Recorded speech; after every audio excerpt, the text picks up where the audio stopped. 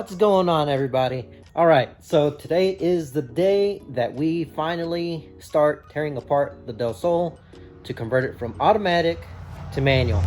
So with this being said, let's go over a few things on this particular build. A lot of people do this all the time. It's not a rare thing to do in a Honda. Obviously, you guys know that. I know that. I haven't done it in several years now.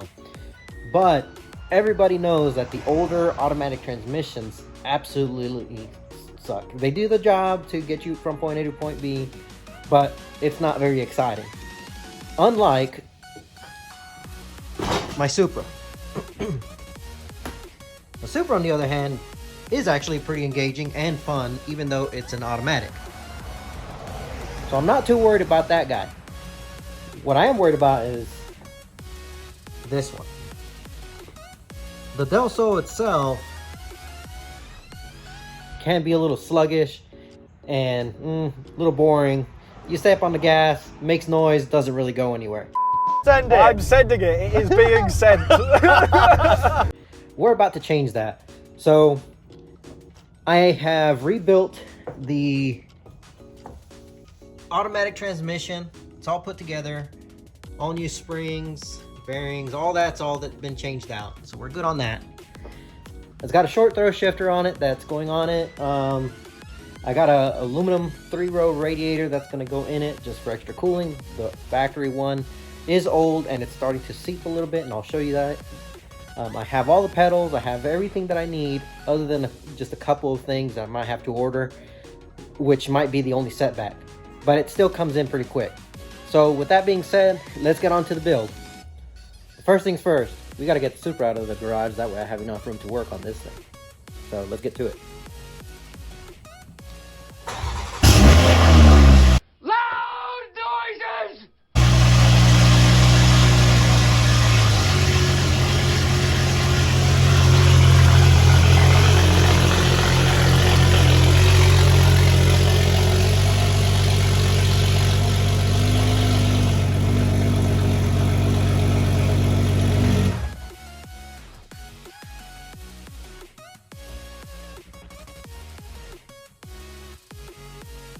Yesterday. I am going to start on the process of cleaning the parts, the transmission case itself for the Delsol.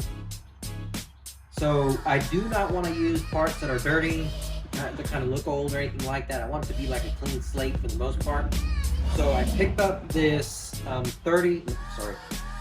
55-gallon steel tank. I'm going to be using a burner. Kind of make like a homemade hot tank, basically, is what it's going to boil down to. So I'm going to put the parts in here, let it sit in there for about 30 minutes to an hour, let it do its thing, pull the parts out, clean it off, re-oil everything that needs to be re-oiled, which there's nothing in there that needs to be done, but there are certain components that can need some pre-oiling beforehand. The point is that this is all going to be cleaned up before it goes into the Delsol. Delsol is going to get its own bath and cleaning before I start taking it apart, because I also want it to be clean. Don't want it to be like any oil drips or anything like that all over the place. So let's go through the process. I gotta cut this top off and then we'll go from there.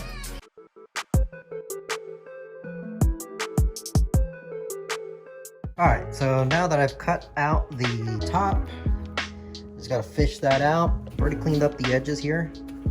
That way it doesn't have any sharp burrs on it, so it doesn't cut. And then we'll clean this out as good as we can, and then we'll boil it off.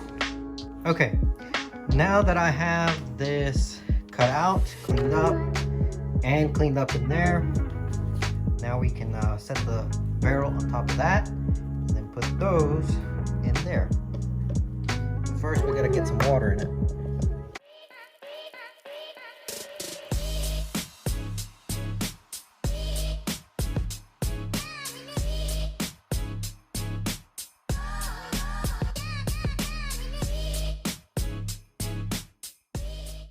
All right, so it's been about an hour now. It's obviously steaming up, and well, you can't see much in there right now. but I have been periodically taking it out just to see what it's doing, and it looks like it's working. Hopefully it gets it all off. If it doesn't, it might require a little bit of scrubbing, which is not a big deal, but it should be a lot easier than what it would be without doing that. Also keeps me from using a lot of brake cleaner or any other solvents to get it all nicely cleaned up. So let's see where it falls and let's see how it comes out. All right, so I've taken them out. It's coming out pretty good. It's pretty dry. It dries up really fast because it's hot.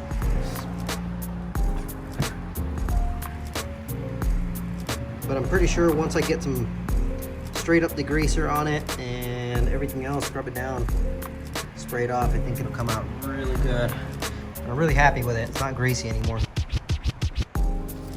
All right, so now that I have scrubbed it down a little bit, this side is about 95% free of any brake dust, not brake dust, some clutch dust, some residue. I still have to do the outside just a touch, but it is all dry. I don't plan on painting it. This side looks just as good. I'm going to do the interior a little bit, wipe it down. But for the most part, it came out really good. Super happy with the results. After I had done the hot tanking for the transmission, now that I've got the shop going, or my garage going, I should say, now I gotta clean up my mess on my workbench. It's an issue, but as you can see, I have everything torn apart, but when I put everything back together, I want it to be nice and clean.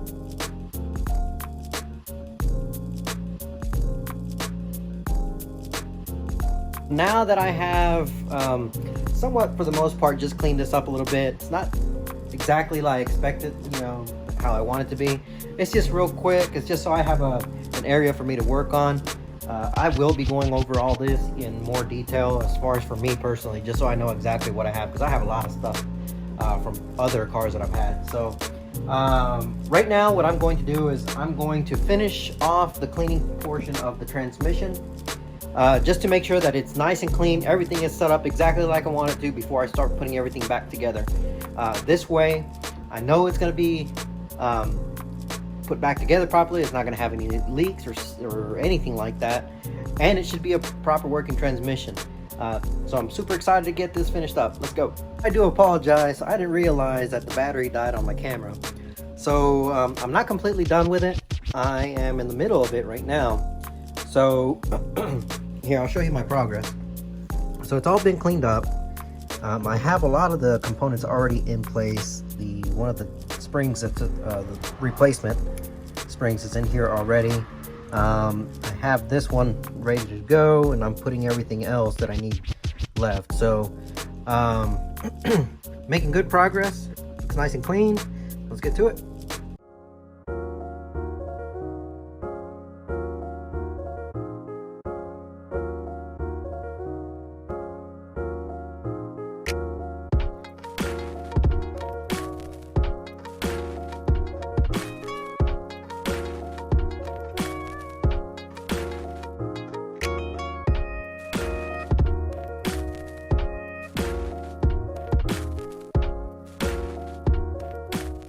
So let's check this out.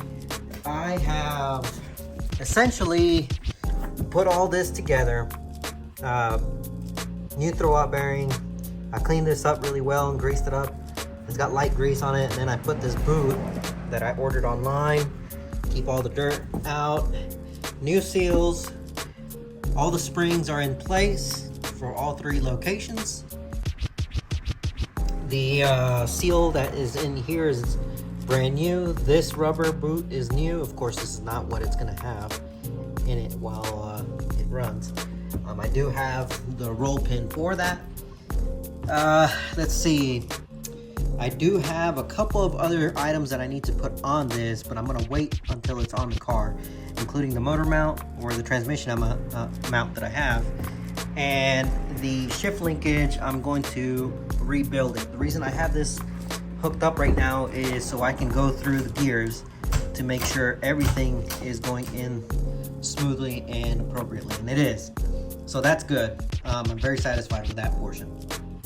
So the next thing I'm going to do is clean this up, rebuild it, and because I got new polyurethane bushings for both locations, and a new shifter and the insides of right here, the bushing.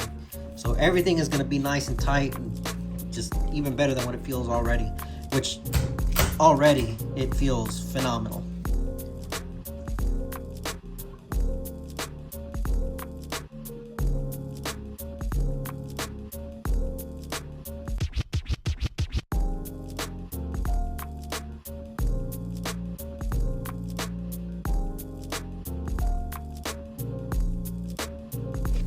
Okay, now that I have it torn apart, let's go ahead and I'm going to be installing all this in this area here.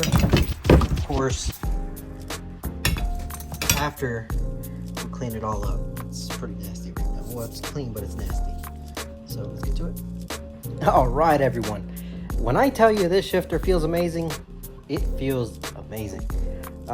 Once it's in the car, it's going to feel even better because everything's going to be pretty much good and stiff. But the short throw shifter is in. The polyurethane bushing is in there. Of course, once it has a roll pin, this little bit of slop is going to be out of it. Just because it doesn't have the roll pin. But, man, I'll tell you. That is going to feel amazing in the car. So, everything's turning out really good. Oh yeah, it's all coming together. Just like I wanted. The next thing is going to be taking off all the factory stuff off of that car. The next day.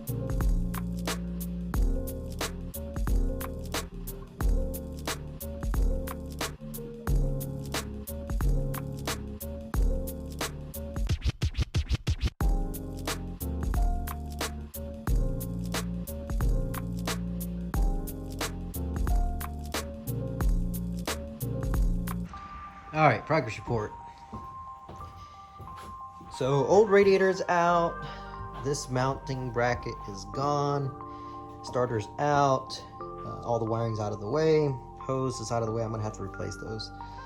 But if we take a quick look at the factory one, you can see the color change that was starting to happen with the old plastic. It's got a little bit of rust on it.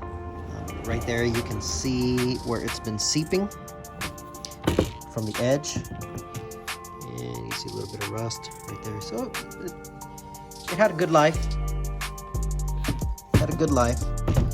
And it's gonna replace by this one. Already halfway, it's not on there tight. Put all this on, and I already test fit it. It fits perfect, like perfect. So before I lift up the car, take the wheels off, and do all those things, what I'm going to do is I'm going inside the car, and I am going to start the process of taking out the shifter, the center console, the pedals. I'm going to do all that. But first I am going to take the top off so I can have more room.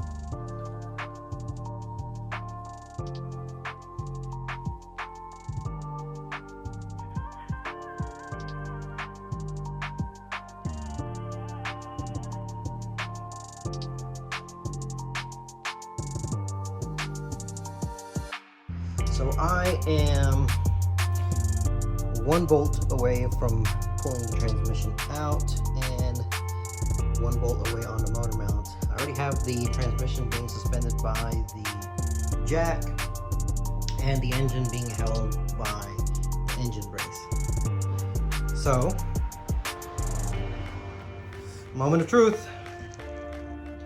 Well, it's out. All right. A little bit of a battle scar. Now just gotta take out the flywheel and everything else. But first I'm gonna get myself patched up. Now, a word from not our sponsor. If you guys ever get cut up or anything like that, these waterproof ones are like super flexible and allow you to keep on working.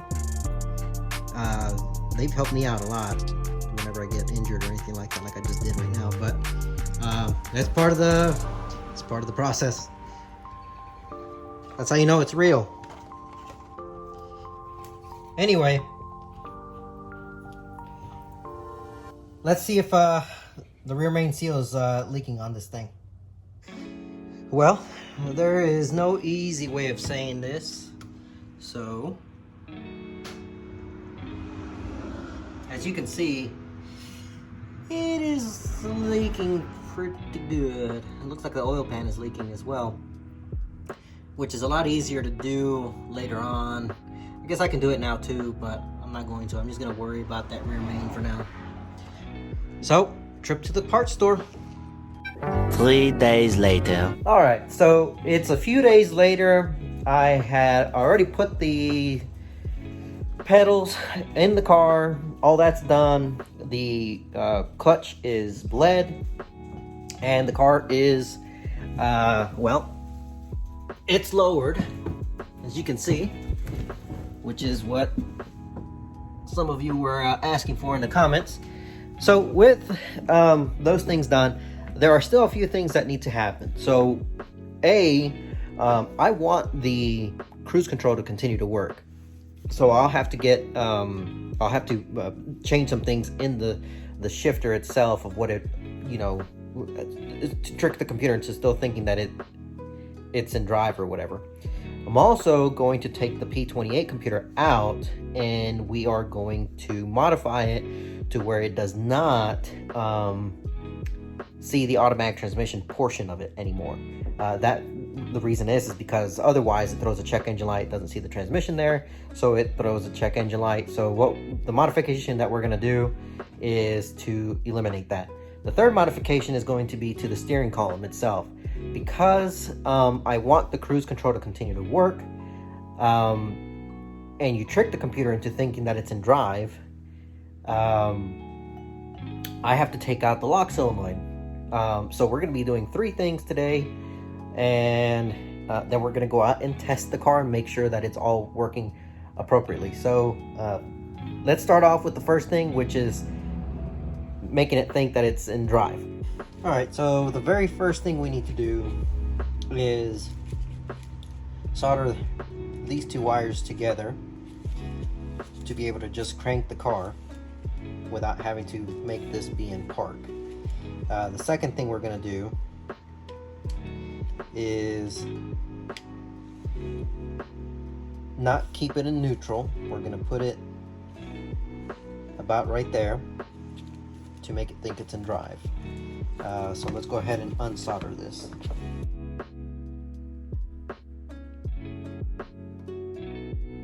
Alright, so that didn't quite work out too well. This is way too thick, and the pins that are holding the 2 wires are in place are spread out, which is holding them in place. So what I'm going to do is I'm going to jump the wire together.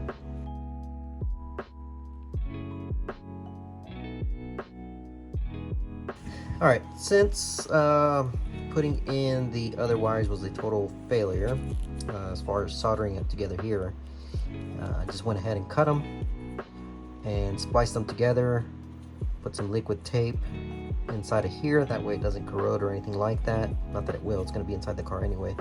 And I covered it with this just to keep, just in case, you know, there's some shorts or anything like that. Maybe it rubs this spot, whatever. It shouldn't.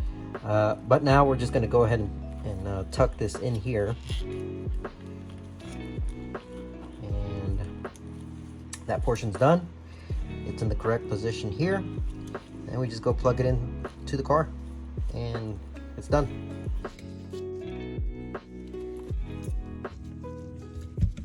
Alright, let's see. Alright, so basically once we connect it back over here and this wire is jumped, this, once it's ready, We'll put it into the drive position, and we'll be able to start the car, but we won't be able to take the key out, which is why we need to remove all this and then take that locking pin out of there. Of course, there are some risks to that. You know, you'll be able to take the key out without it actually being in park or whatever. It really doesn't matter as long as you know what's going on here, and what's going on down here. You're good to go. And I've also fashioned up a seal for the hole that's existing here. That way we don't get any exhaust or sound or unwanted noise coming through. Which means I will have to take these off again, but it's not a big deal. It's just part of the process. Besides that, let's get this out of the way.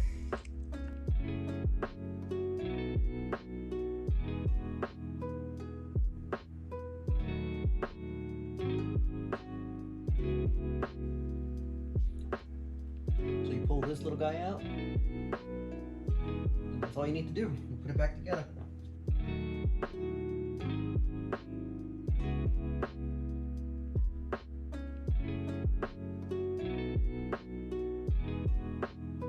Test it out, just be sure everything is good. Alright, so it's indicating drive, even though it's not. And the car starts. As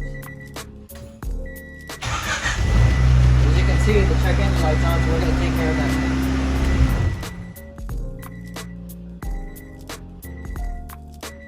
But I also heard something that didn't sound just right. We'll look into that here in a minute once we get everything set up properly. Hope it's nothing major. Okay, so here we have the computer itself. And this is, of course, since it's an SI, it's a P28, which means it has VTEC. Let's go ahead and open this up.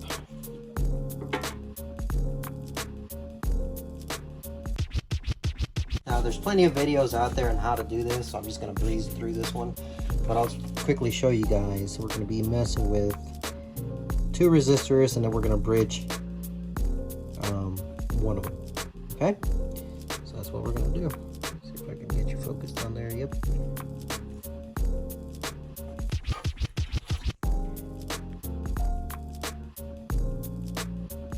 Alright, so let me get you here.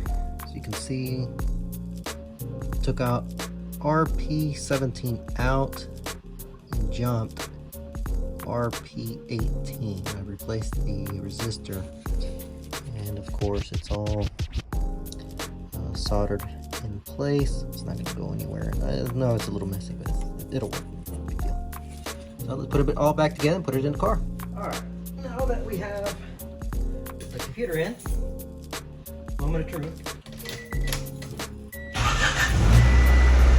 Check engine light. Now it thinks that it's manual. Start it without it being apart. You can take the key out. But when I start it, something doesn't sound quite right. So check that out. Okay, so upon further inspection,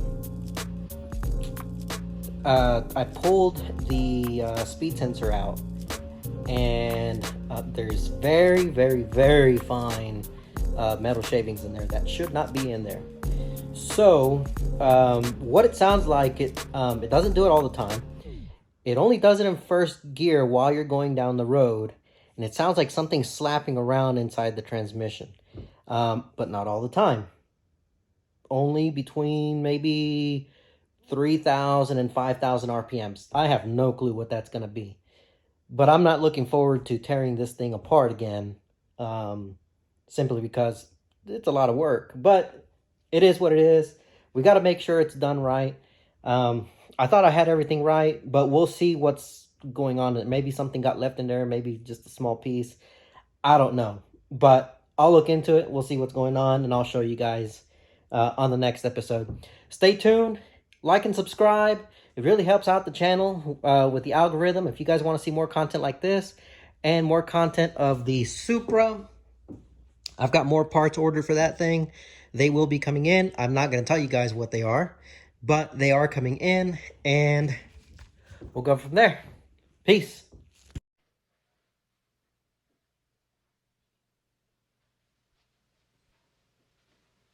You're still here?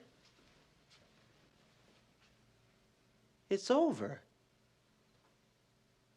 Go home.